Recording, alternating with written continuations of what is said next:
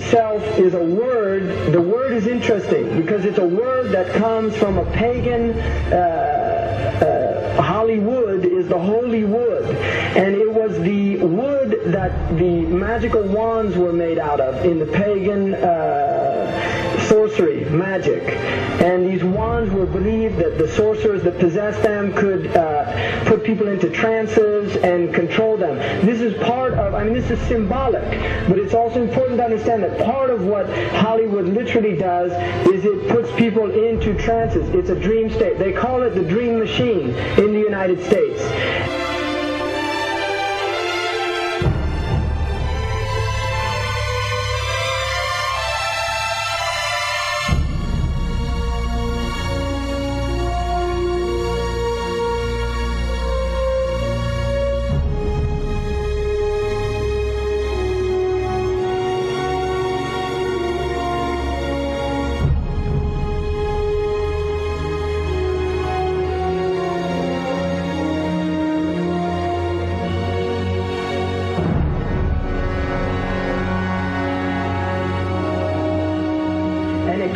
Fantasies for people, it puts people into these sleep. Now, one of the things is interesting that in the part of what's done in movie theaters, in darkened rooms where people watch television, is literally a trance state that occurs. What's called suspended state of disbelief. You enter into a state, you suspend your disbelief and enter into a state whereby you begin to believe what you internally realize is imagination. It's falsehood. Films are magic. It's just magic. You go and you watch these things and people get caught up in them. People cry during films. All this catharsis that takes place in these things. Many of the films, and this is an important element in the control mechanism, is literally allow people to go and have certain type of catharsis as a purging experience, which Aristotle talks about the necessary element. One of the necessary elements of tragedy is to create this cathartic experience. And this is why a lot of the films, especially also news and things like this is why news is very important in this culture. Everybody watches the news. They have this tragic, cathartic experience of watching the tragedies of others and then feeling safe and complacent in their own experience of this suspended state of illusory well-being. So these are very intricate and sophisticated methods. Now, I think it's dangerous, although there are elements that there's concerted efforts that take place, there's also a lot of people that have similar worldviews that aren't necessarily working together in concerted efforts.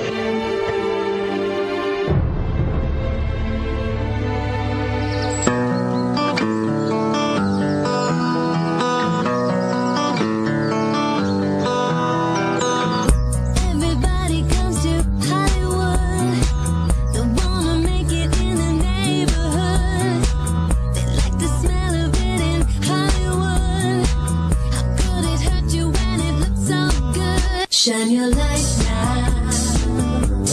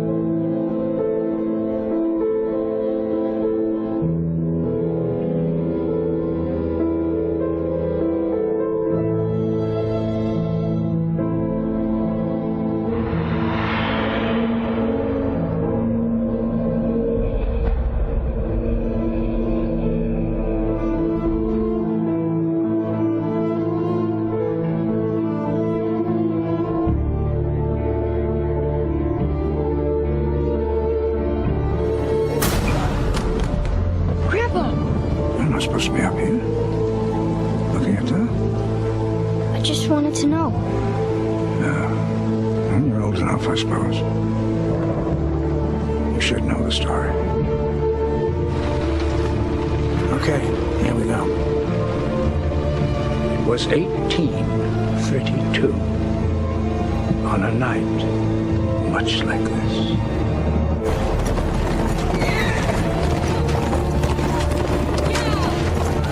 Charles Carroll was the last surviving signer of the Declaration of Independence. He was also a member of a secret society known as the Masons, and he knew he was dying. He woke up his stable boy in the middle of the night and ordered him to take him to the White House to see Andrew Jackson, because it was urgent that he speak to the president. Did he talk to him?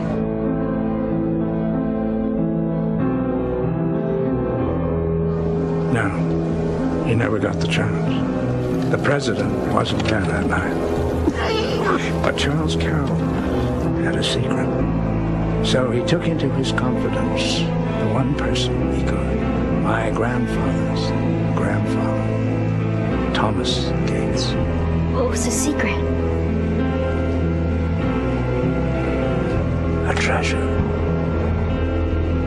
A treasure beyond all imagination.